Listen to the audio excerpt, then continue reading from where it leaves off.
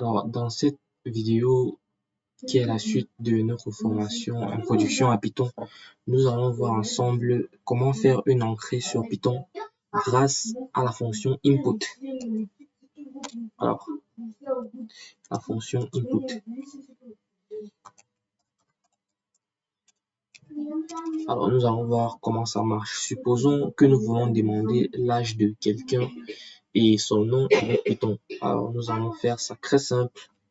Nous allons déclarer une variable nom qui est égale à, nous allons utiliser le input.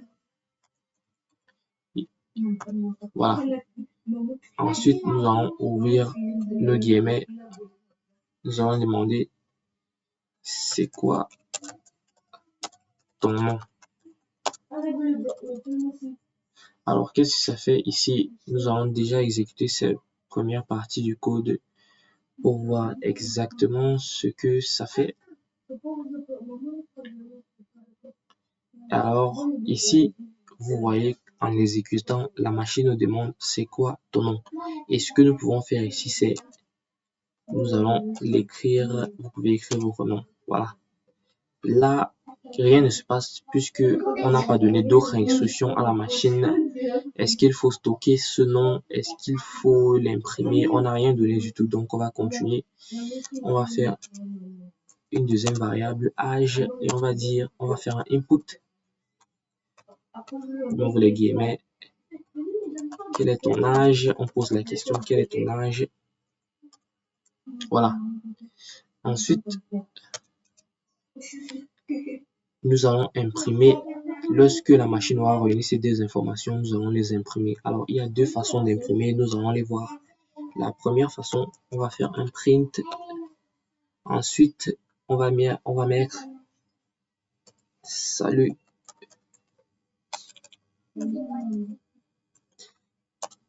Salut, espace, plus le nom,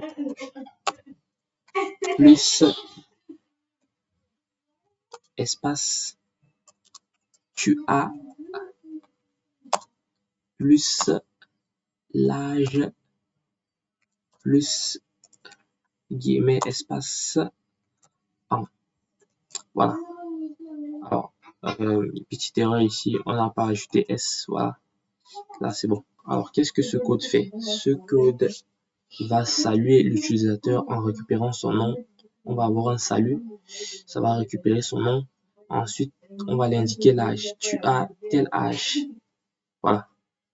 Alors, on va exécuter pour voir ce que ça donne. Et ici, déjà, la première question, c'est quoi ton nom? Alors, moi, je vais répondre, je m'appelle Richard. Quel est ton âge? Je vais mettre un âge au hasard, 20 ans. Voilà.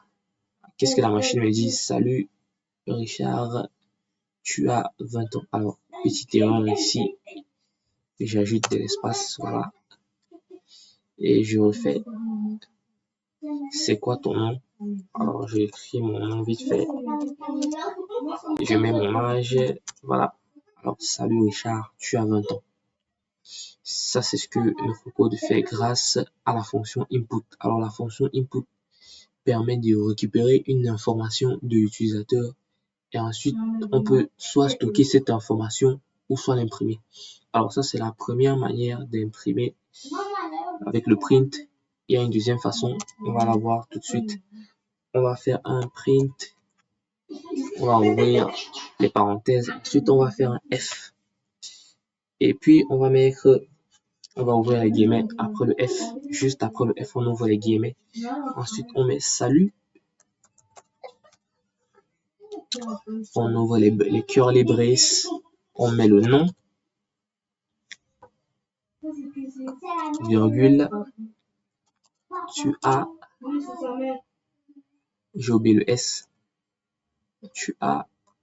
On ouvre encore les curly braces. On met l'âge. Ensuite, on met 1.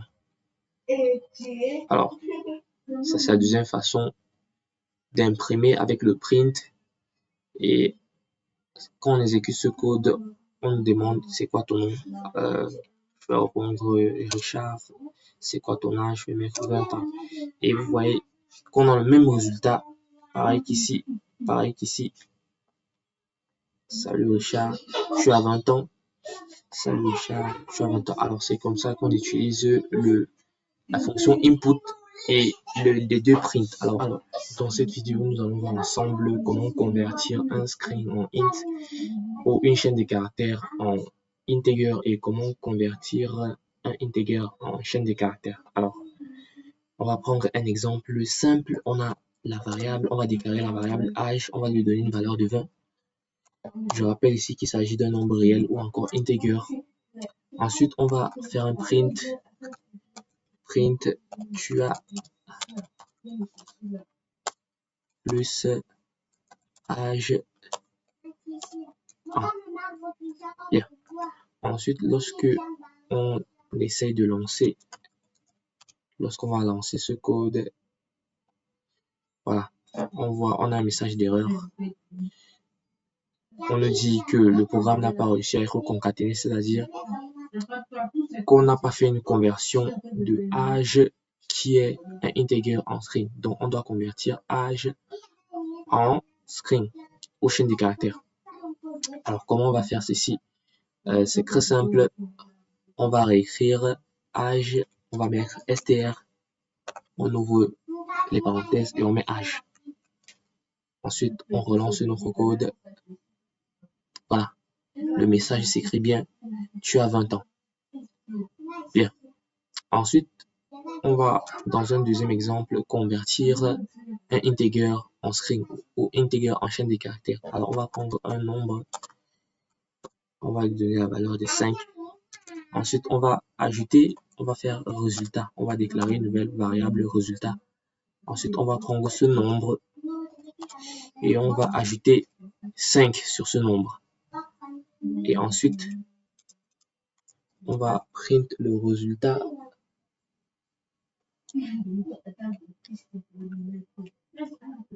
On va print le résultat. Ou bien, on va faire un input. C'est plus simple pour démontrer notre exemple. On va dire à l'utilisateur, on va donner la possibilité à l'utilisateur d'ancrer le nombre par lui-même. On va dire on crée un nombre. Voilà. On crée un nombre. Donc l'utilisateur va ancrer un nombre. Ensuite, on va faire ce nombre plus 5. Et maintenant, on va print le résultat. Bien. Alors, on va lancer notre code. Et avant de le faire, on va supprimer le premier. Voilà. Bien. Ensuite, on va relancer notre code. On nous demande d'ancrer un nombre.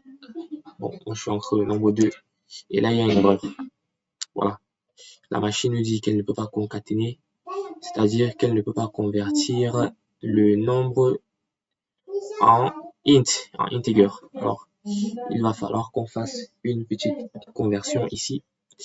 Alors, qu'est-ce qu'on va faire? On va simplement venir ici. On va mettre un int. Bien. On va mettre un int pour signifier que cette variable est un integer. Ensuite, on va l'ajouter, on va lui donner une valeur de 5 et on va print le résultat. Donc, maintenant, si on refait l'opération, on nous demande enfin non, je vais mettre 10 et vous voyez que j'ai 15. Alors, c'est tout pour ce petit exemple. Il faut bien reconnaître en Python lorsqu'il faut transformer un string en chaîne de caractères et lorsqu'il faut transformer un int en string. Voilà.